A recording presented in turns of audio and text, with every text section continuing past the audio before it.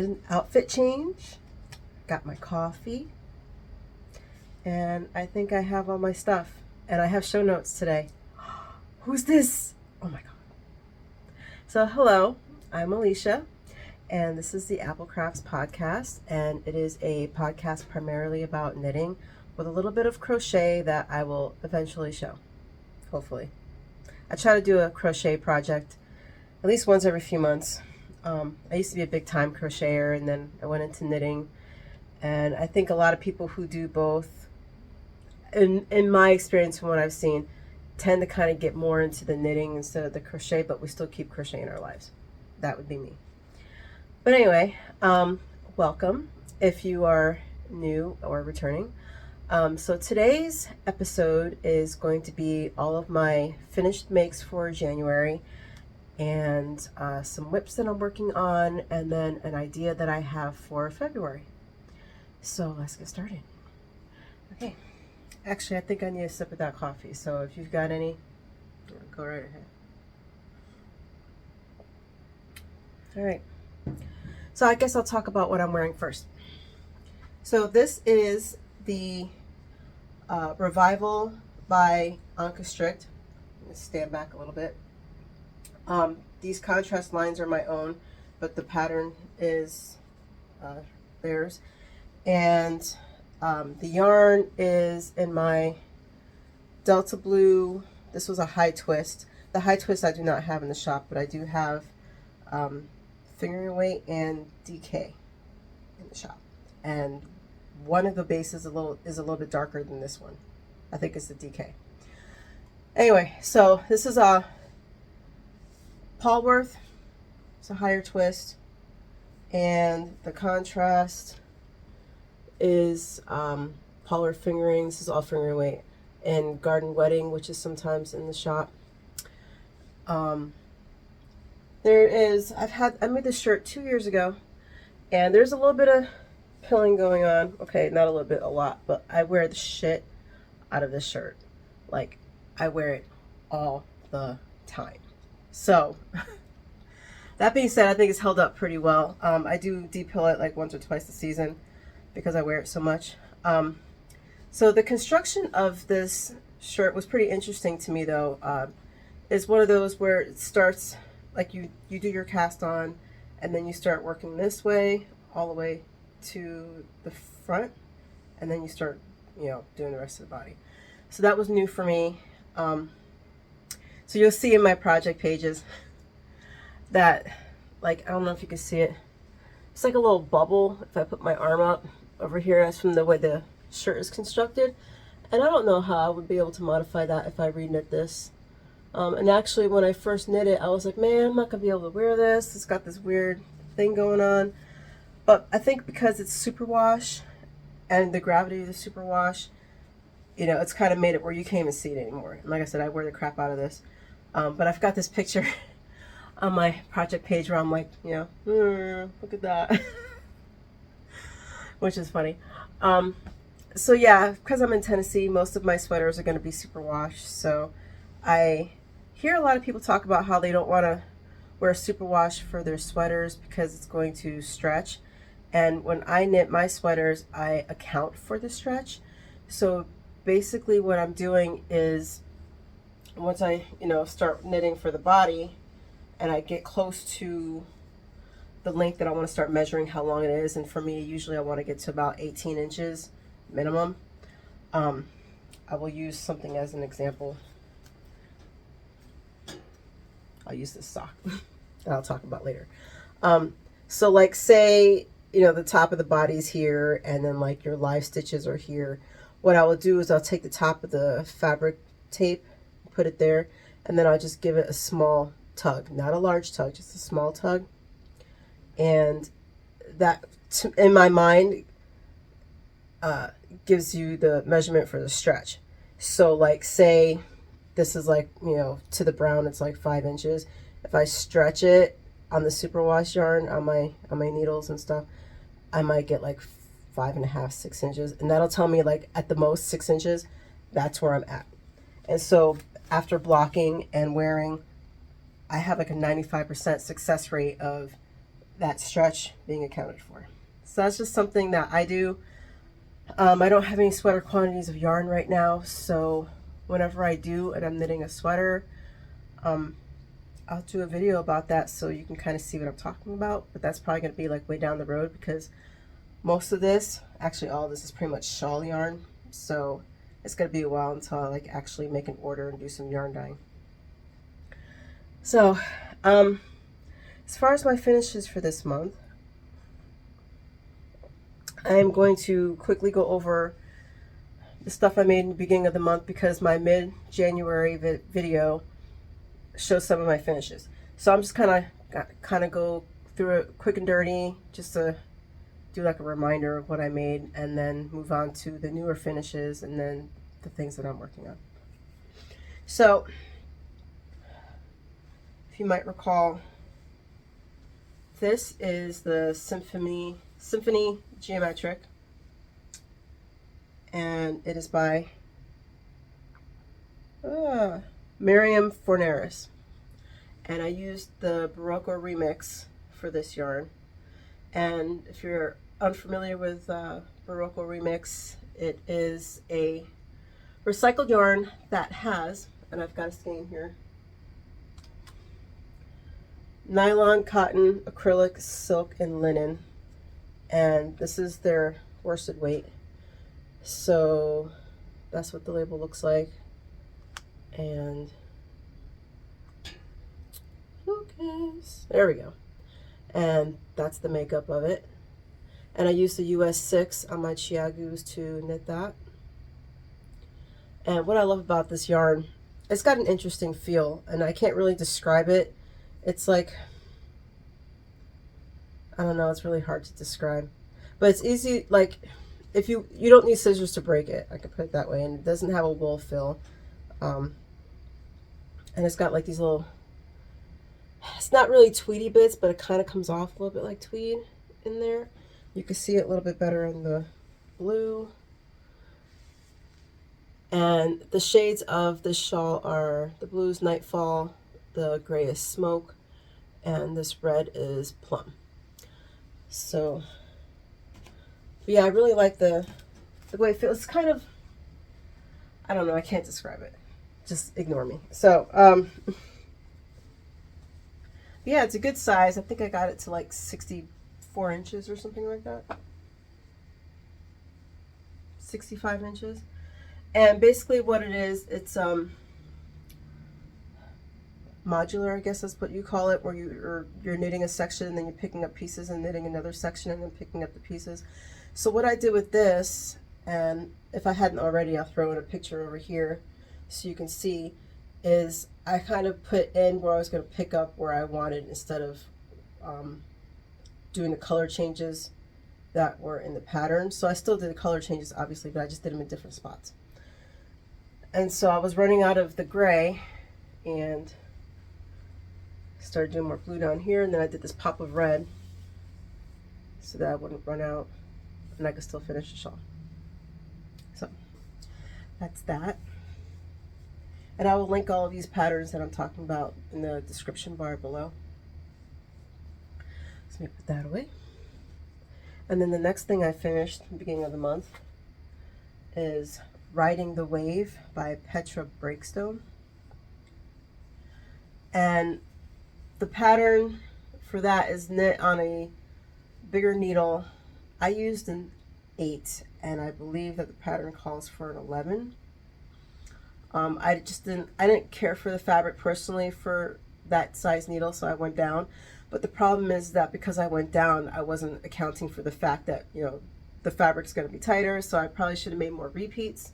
So that was my fault. So this scarf ended up being not as long as I wanted, because I like to have my shawls and wraps and scarves at around 62, 64 inches, and this is 55.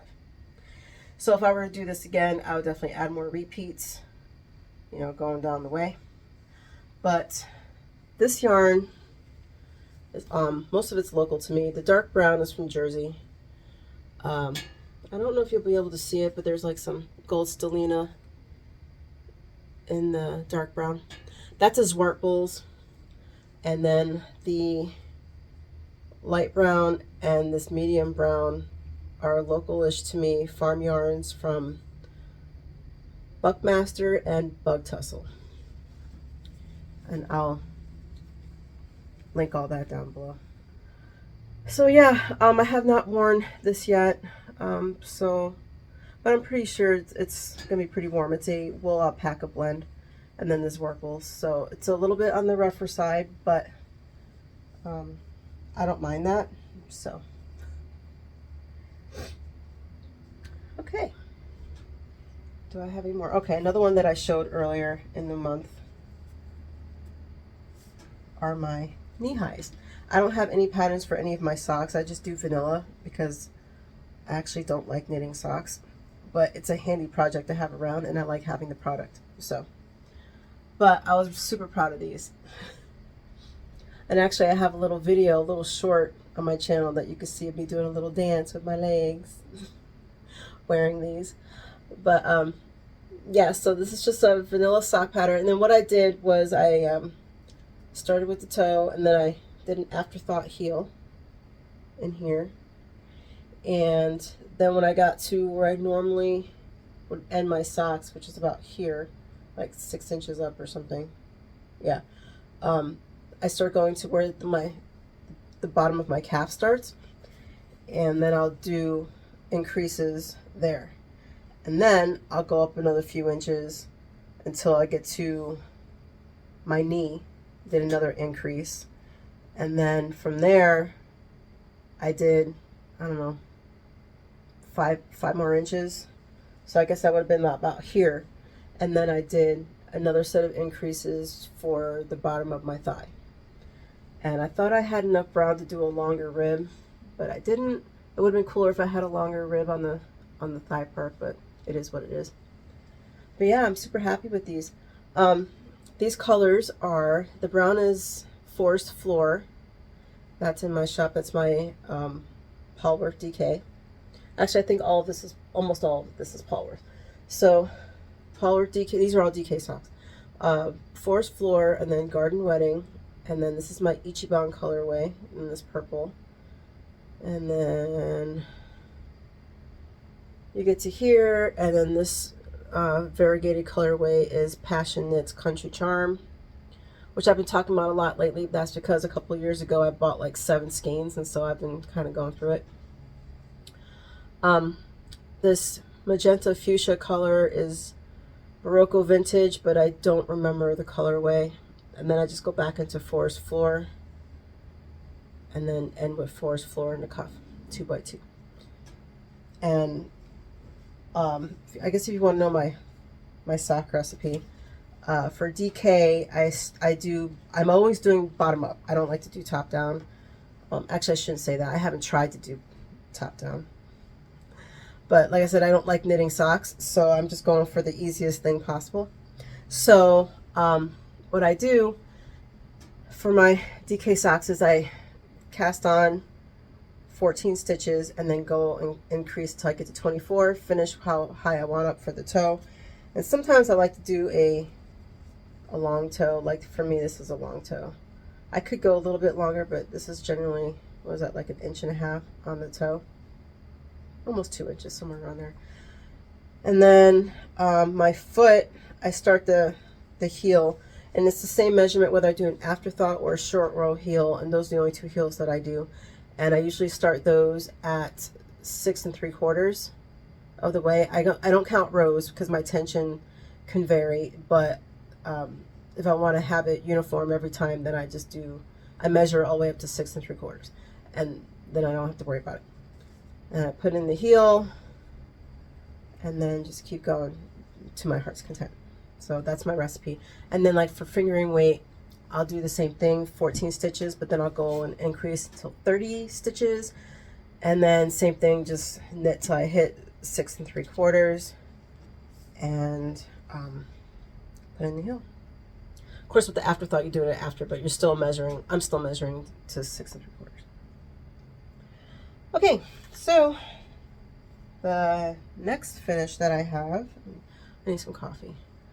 Dragon today. It's been very gray for the last few days. Today it's 32 degrees, 33 degrees, and it's raining, so it's stupid cold outside. We're supposed to get freezing rain tonight. Yeah. My cats are begging to go outside. We have a little catio that we built in the back for them so they can hang out, but they can't escape. And they're begging to go out. And I'm like, no, it's nasty and it's cold and it's rainy, and I'm not playing the in and out game for every 5 minutes that you want to go outside and come back in. It's not happening. Yeah.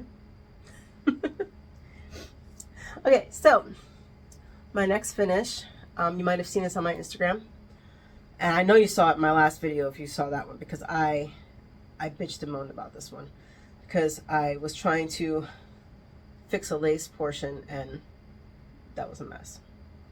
But we're past that now. So this is called Beneath the Pines, and I'll put a photo here. And the original pattern is in chunky weight. I used worsted. This is, I believe this is Hill and Hollow yarn. Wool alpaca blend. And so it's got this lace motif that looks like pine trees, if you can see that. And I knit this on a US 8. Oh, I forgot to mention that those socks I knit on, the DK socks I knit on the US 4. And everything is Chiago. Okay, so these are on a US 8. And it's about 64 inches, 63, 64 inches, which is where I like it. And I ran out of this color, so I finished it off with the swart bulls on the end. And then I did a poll on my Instagram about whether or not this should have fringe or tassels, and the majority of people voted for tassels, which I'm going to say was a good choice, because I was kind of leaning toward fringe, but as I was doing it, I was like, yeah, tassels definitely look better. So this is what it looks like on. So yeah, I'm looking forward to wearing this one. And I don't know if you're like me, but I like to play with the tassels and be obnoxious with it, like right now. Yeah, that's me. I'm that person. Oh, the pattern designer is Kalura Hudson, and actually I will show another pattern that I'm working from her later. So that's that. And then a newer finish that I have is the Kaiya Mei, and I'll put a picture here. So I pretty much just use this hat as a guideline. I'm working through my patterns currently, so I've got a list of patterns that I want to make for 2023, and then I have that I haven't shown on the podcast, but I've got a list of purchase patterns that I'm trying to go through, and those take precedence over the list of things that I have that I want to make for 2023. Why they're not all on the same list is because there's things I want to make, and then the things that I have to make, and I want to go through all my patterns, so that's on the list of things I have to make, so that's why I keep it separate. But this goes under the list of things that I wanted to make for 2023. So this is the Kaiya Mei, and like I said, I use it as a guideline basically. So this is using Let Lopi, which is a worsted Aran, and so it's kind of big. Let me put it on for you. So I did a very long hem and then folded it and then seamed it on the inside so that it's double thick around the ears, which is really good because if I get like a lot of wind going into my ears are really sensitive, and so it starts to make me sick. So I need protection over my ears. So there's that. And then these colors are also in my Sea Change by Jennifer Steingast, so I can wear it as like a matching outfit. So Let Lopi doesn't have color names, so not on their labels anyway. Probably if you go on the website or something, there's color names, but this is just gray, dark green, dark pink. Take this off. Light pink, and then the crown part is not on the pattern. That's just something I did for myself. So what I did here was I started the gray where I wanted to start the decreases. So every decrease was a gray yarn. And then when I got to the point where, you know, it was going to get really close, I just started doing everything in the gray. So, and I knit these on a US 7.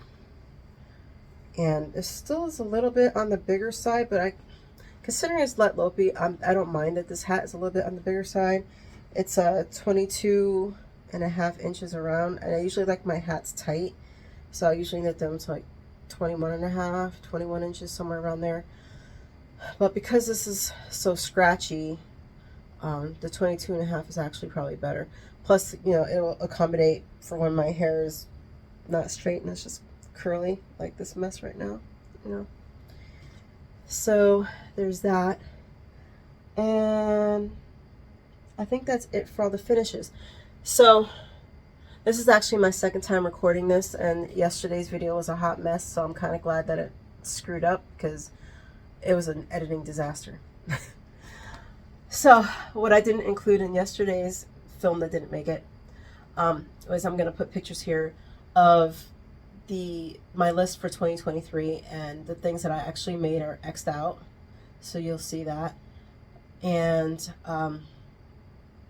yeah, so going through it. Not everything's going to be on that list. Like I said, you know, I kind of just knit with my heart, so if something's not on that list and it's something I want to make, I'm going to make it. Because why not? You know, life is short. I'm going to knit what I want to knit. And it's nice to have ideas and a pathway, but, you know, it's whatever.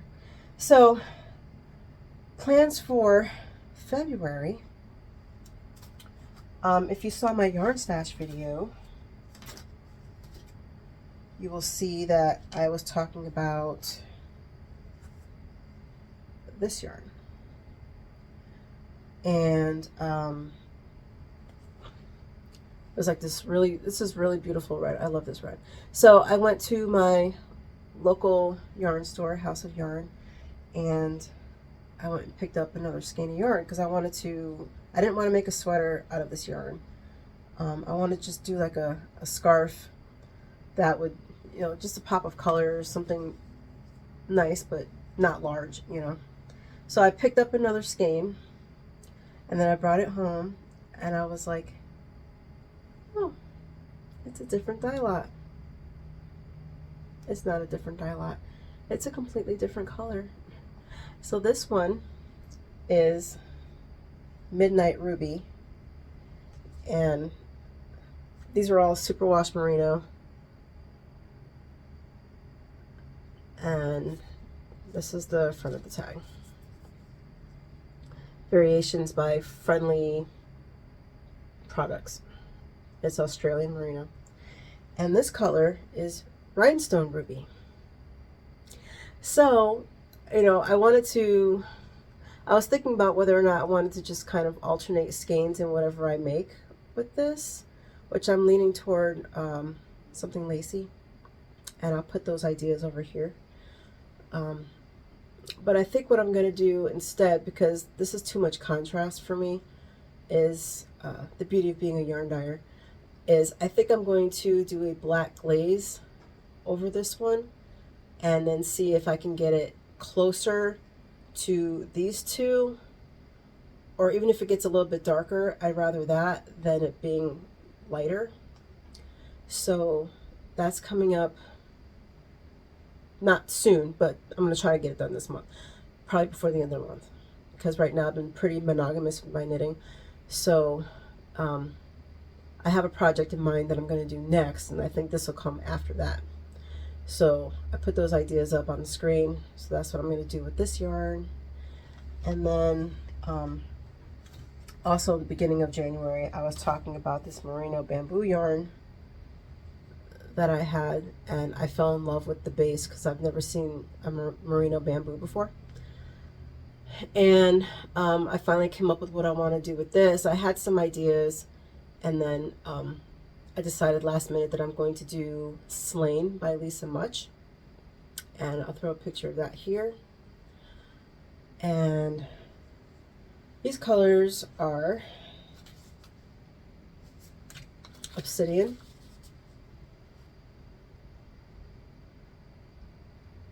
And this one is, oh boy, lavender.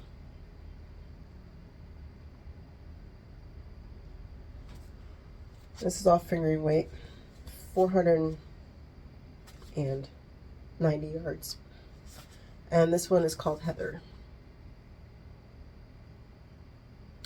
Yeah, so I think that's what I'm going to do next. And I already picked out my needles because if I remember correctly, the pattern is knit on US 8. But it's a very long wrap. It's like 110 inches, and that's just a little bit too much for me. Like, I don't want to, that's too much fabric for me. So my thought is I'm going to knit this on a US 6. I normally don't go higher than a 5 on fingering weight. So I think the 6 will be good. Like, this is knit on a US 5. And I mean, it's good for a sweat weight. So I figure, you know, a little bit looser than that for a shawl. I'll still have the drape and it won't be as long. So that's my thought. So that's what I'm going to do. And I just realized that I missed a finished object. Oh. And here I thought I had everything. So last week I made some fingerless gloves. I'm going to put them on for you. These are super long, so I'll put the picture up. I didn't think they were going to be this long when I knit them, and maybe it's just my gauge. I don't know. But these are like long. Like, wow. But you know, if it's cold out, that's actually probably a good idea to have them, you know, let me try to fit this over my sweater. Like, okay, that kind of works. Real life moment. Real life moment. Yes, anyway, I'll make it work later. You don't need to see all that. So, back to the pattern. So, this is called A Political Process, and it is by Jen Gall. It is a free pattern. And I'm going to put the picture up because you'll be able to see it better in the picture, but it's got like these cable knots that go and alternate on each side, like that. And it starts with 2x2 ribbing and ends with 2x2 ribbing, and I extended the ribbing on the hands. So I'm looking forward to wearing these because I live in fingerless gloves every winter. I do use mitts, but most of the time I'm in fingerless gloves, and the ones that I currently live in are fingering weight, and these are DK. So I'm looking forward to see how these work or feel during the cold. So the yarn is a mixture of my Ichiban colorway on Polymer DK and Passion Knits Country Tweed. I think her tweed yarn base is just called Tweed or something like that. But anyway, it's Passion Knits. And so like every 3 to 4 rows I put in my own yarn. So it kind of just breaks up the pattern a little bit with the pooling. Or at least that was my attempt. There's still some pooling there, but who cares? I don't care about pooling for accessories. So yeah, there's that. And what else can I say about these? I knit them on a US 4. Yes, knit them on a US 4. And I think that's actually it for the finished objects. So, acquisitions. So I already talked about this yarn and what I'm going to do about that. That same day, while I was at House of Yarn, I picked up a skein of Malabrigo and a Versario ultimate sock, and let me put that there. It is a merino nylon. Yeah, 75/25 merino nylon. And I'm going to open up this skein so you can see the colors. You know, I actually did that in the store and I felt kind of weird, and I'm like, well, where else would you do that but in a yarn store, right? Where you open up the skein so you can see it. I'm sure they don't care. They probably expect it, so I shouldn't have felt weird opening it up. But so yeah, this has got like a variegation of blues and purple and fuchsia, and that's showing up pretty much exactly on the screen.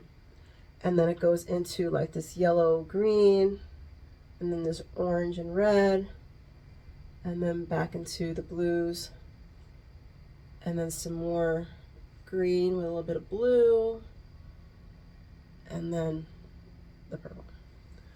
So I don't know what I'm going to do with this yet.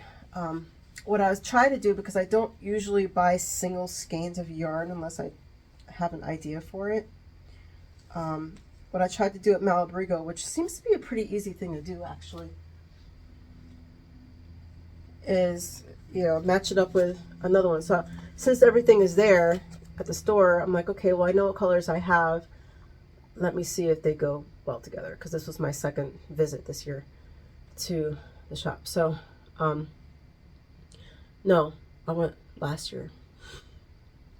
Anyway, so yeah, so I figured these go well together, and then I've got another skein hiding somewhere that I think would go well with this too, but I don't have any ideas for this yarn yet.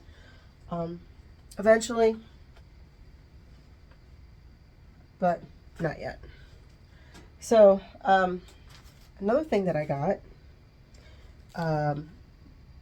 outside of Nashville, near the airport, we have Opry Mills Mall and we have the Opry Hotel.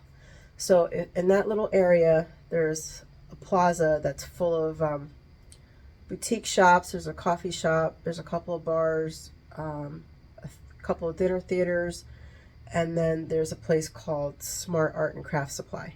And I go there periodically whenever I'm in the area, because lately they've been getting quite the influx of yarn. And so I like to go in there and just kind of see, my face is itchy. I like to see what they have for yarn. Sometimes it's hit or miss, you know. But the thing I got that wasn't yarn is this. I got this basket for $4. Actually, I think the sticker might still be in there. $4. Like, that's a big basket. I love getting baskets there, and they go so fast. So it's like, that's another reason why I like to just kind of show up in the middle of the week or something, because then there's less people and there's a higher chance of finding, like, you know, the good stuff. So I needed a basket for my podcast, so now I have one. And while I was there, I found this Woolfolk yarn. And what is the makeup of this? It's a worsted weight, which is 100% superwash merino. And I got it for $10, and it was originally $19. And the color's spot on the screen. So, you know, I gotta say the color is pretty good today, considering it's gloomy outside and I have to fix the lighting. So yay, win. Then they had this in there, and this is just like, I'm guessing because it's donation based. I should probably tell you about Smart Supply. So they're donation based and it's charity run, so it's like a thrift shop, but it's all arts and crafts related. So anything that you could think of that is arts and crafts related, cross stitch, yarn, knitting, fabric, painting, any of that stuff, you'll find it in there. So they're going to get a lot of broken skeins of yarn. So I think that's what was going on here, because they just had this wrapped up. But I got this for $1, and it's a single ply. So I'm going to use an educational guess and say that it's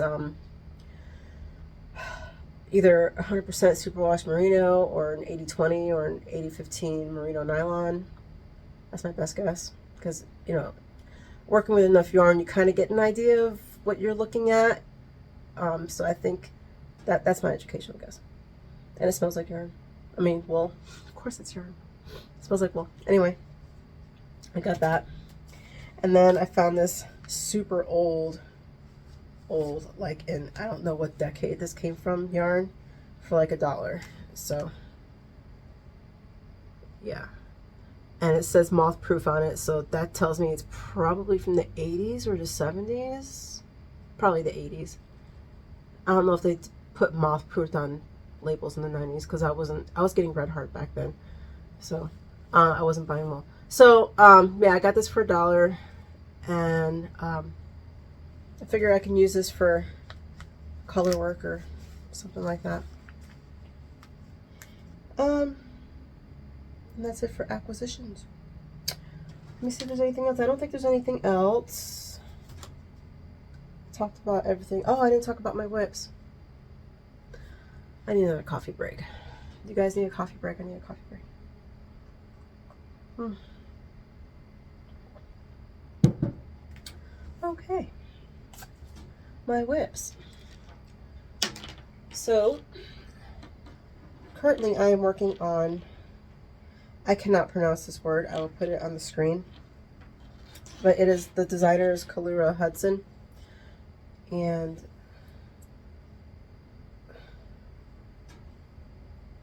course it's all bunched up. There's more stitches than there should be on this needle, but I don't have a longer needle, so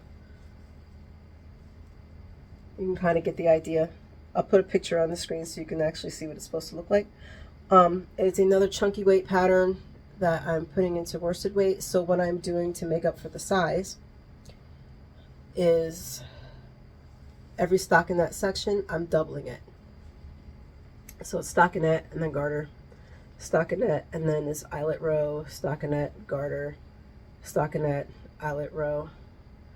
And this yarn is a wool alpaca from Hill and Hollow, which I had a label and now it's gone. I've shown it before, but it's Hill and Hollow yarn. They're local to me. And I'm using a US 9 to knit that. I've got an interesting story about that. So if you saw my last video when I was talking about trying to drop down stitches to fix the lace and then go back up instead of having to tink back. Well, I'm knitting along and where is it? In the spine, you've got this cable section, right? So, see if I can put it in a way you can see it. All right. So, you know, see how it's all uniform, you know, and then I get to here and I'm like, oh, I missed a row. Let me tink back, or not tink back. Let me drop down and fix the cable, because I have done that very successfully in the past. So I was confident I could do this. I was not tired. It was the middle of the day. Look at this. Like, what did I do? I don't understand. This is not my year, y'all. I should just tink back instead of trying to drop down, because clearly I'm having an issue this year. Oh my God. So then I'm knitting along and I do it again. I missed it. You know what I did this time? I was like, you know what? If somebody's going to stand that close and look at the cabling, they're either a knitter and they'll understand, or they don't know what they're looking at anyway because they're not a knitter, and they just go, oh, it's all the same. Usually. Not all the time, but usually. So I'm like, just leave it. It's not worth it. It's not worth it. So, yeah. I'm telling you, the plights of being a knitter. Never ending, never ending. So the last whip I'm working on, I have an avalanche of finished objects over here, and that's what I'm looking at. I moved one thing and everything went. I am working on, I think I mentioned this in the last video too.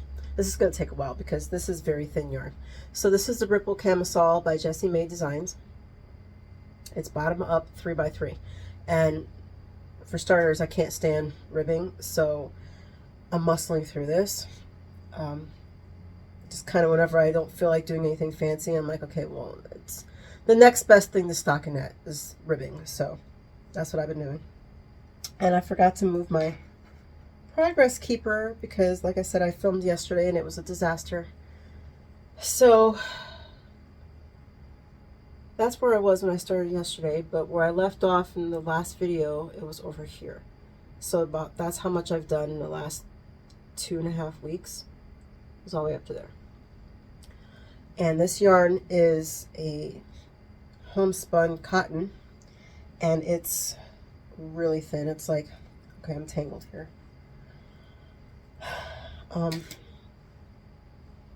You can see it's a thick and thin. and it's like bordering on heavy lace, really light fingering. So it's taking forever. So I estimate it'll probably be done in a month and a half.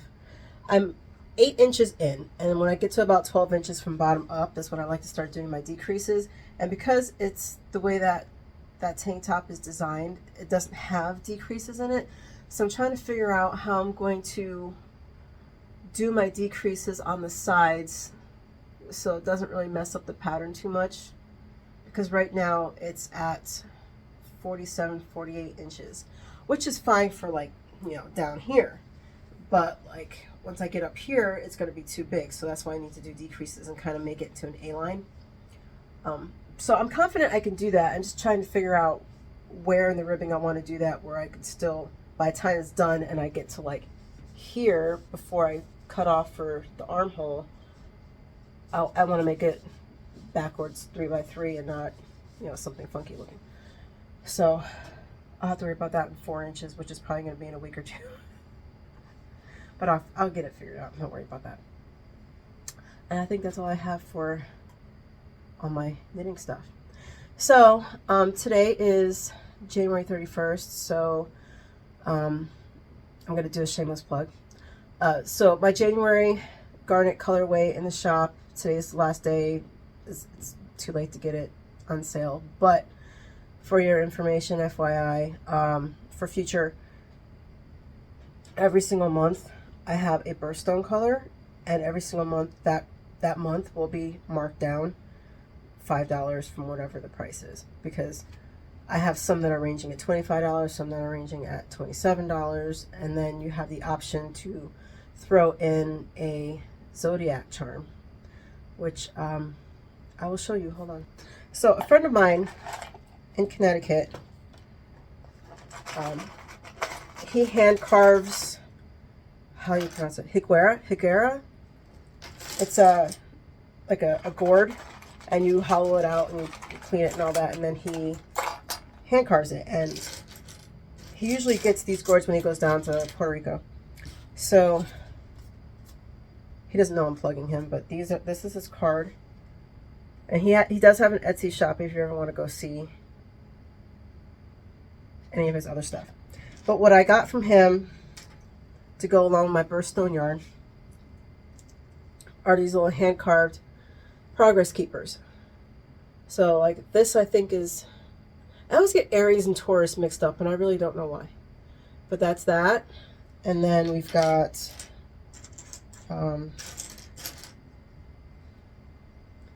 here's Aquarius, and they're all signed in the back, and they're super lightweight. Like they're not any bigger than like an inch, and they're like ridiculously lightweight, so it's not going to weigh down your knitting. But I offer those for each month, for each zodiac that falls within that month. So you've got a couple of options because they always overlap, because each new zodiac starts between the 21st and the 23rd of each month. Usually the 20th, most of them are the 22nd, but you know what I mean. So you're going to have a couple of zodiacs that fall within that timeline.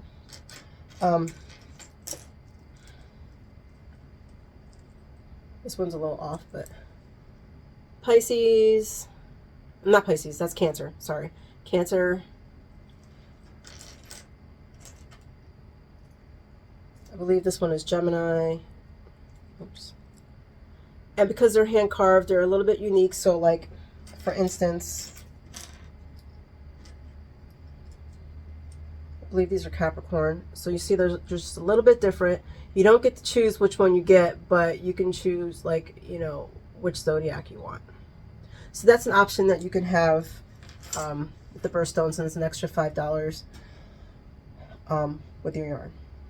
So tomorrow starts February, so it's going to be Amethyst, and that is a purple colorway. I'll put a picture here with some splashes of blue. It's really pretty, especially if you like purple. You'll probably really like that one.